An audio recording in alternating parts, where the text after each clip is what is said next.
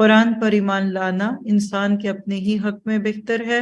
وَيَوْمَ يَحْشُرُ مِنْ كُلِّ أُمَّةٍ، یعنی اللہ تعالیٰ اینڈ پہ پھر ہمیں یہی میسج دے رہے ہیں کہ اب اس کتاب سے تعلق جوڑ لو، اور جس دن ہم ہر امت میں سے ان لوگوں کے گروہ کو جو ہماری آیتوں کو جھٹلاتے تھے گھیر گھار کر لائیں گے، پھر وہ سب کے سب الگ کر دیے جائیں گے۔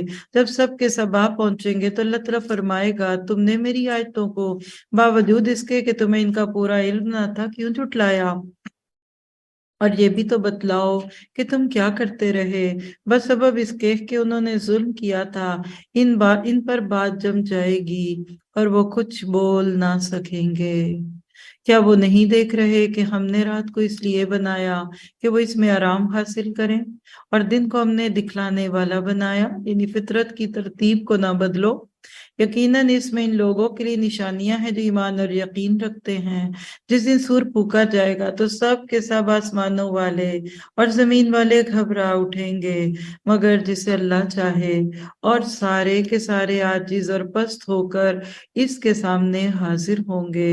اور آپ پہاڑوں کو دیکھ رہے ہیں کیا کہ آپ پہاڑوں کو دیکھ کر اپنی جگہ جمے ہوئے خیال کریں گے، لیکن وہ بھی بادلوں کی طرح اڑتے پھریں گے۔ کیا کل اہنل منفوش، پہاڑ اڑیں گے تو بندوں کا کیا حال ہوگا، پڑخچے اڑ جائیں گے انسانوں کے۔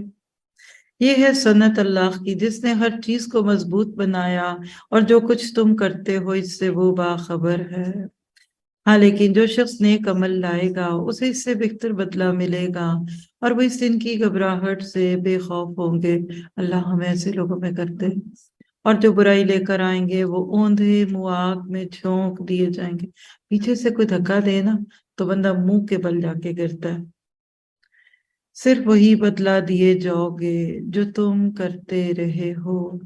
مجھے تو بس یہی حکم دیا گیا کہ میں اس شہر کے پروردگار کی عبادت کرتا رہوں جس نے اسے حرمت والا بنایا، جس کی ملکیت ہر چیز ہے، اور مجھے یہ بھی فرمایا کہ میں فرما برداروں میں سے ہو جاؤں اور میں قرآن کی تلاوت کرتا رہوں۔ جو راہ راست پر آ جائے وہ اپنے نفع کے لیے آئے گا راہ راست پر، اور جو بہک جائے تو کہہ دیجئے کہ میں صرف ہوشیار کرنے والوں میں سے ہوں۔ کہہ دیجئے کہ تمام تعریفیں اللہ ہی کو لائق ہیں۔ وہ ان قریب اپنی نشانیاں دکھائے گا جنہیں تم خود پہچان لو گے، اور جو کچھ تم کرتے ہو اس سے آپ کا رب غافل نہیں۔ اللہ ہمیں اچھے کاموں والا کر دے اور خاتمہ بالخیر کرے۔